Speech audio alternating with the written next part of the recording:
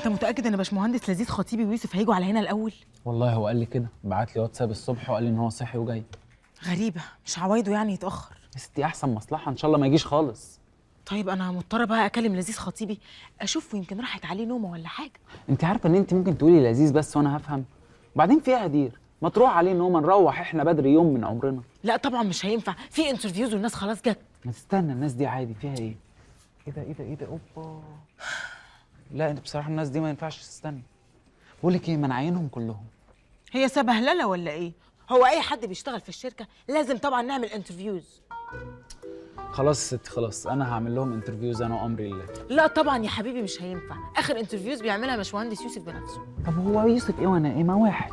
انا هخش المكتب وانت دخلي لي بس البنات واحده واحده. طب والولاد؟ لا ما انا مش هعمل كل حاجه في الشركه دي بنفسي هدير، يبقوا يخشوا اللبنه ولا ليوسف ولا لاي حد. بس اديني 5 دقايق بس كده احط من البرفيوم بتاع يوسف. ها ماشي، بس انا مش هتكلم مع الولاد عشان لذيذ خطيبي ما يزعقليش. لا لا ايه؟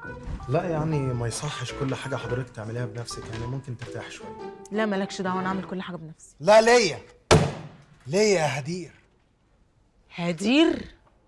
ليك ايه عليا؟ ليا 4 جنيه بتوع السندوتشات اللي انا جبتهم الصبح. وهو انا اديتك فلوس قبل كده؟ ولا مره. طب اتوكل على الله يا هادي، اتفضل كل عيش. جيرلز اند بويز كام هير. مش انجليزي دول ولا ايه؟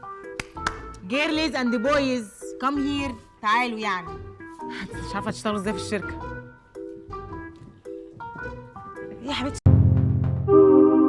اشترك في باقات واتشت الشهرية بتبدأ من 14 جنيه و99 قرش، وباقات سنوية بتبدأ من 149 جنيه و99 قرش.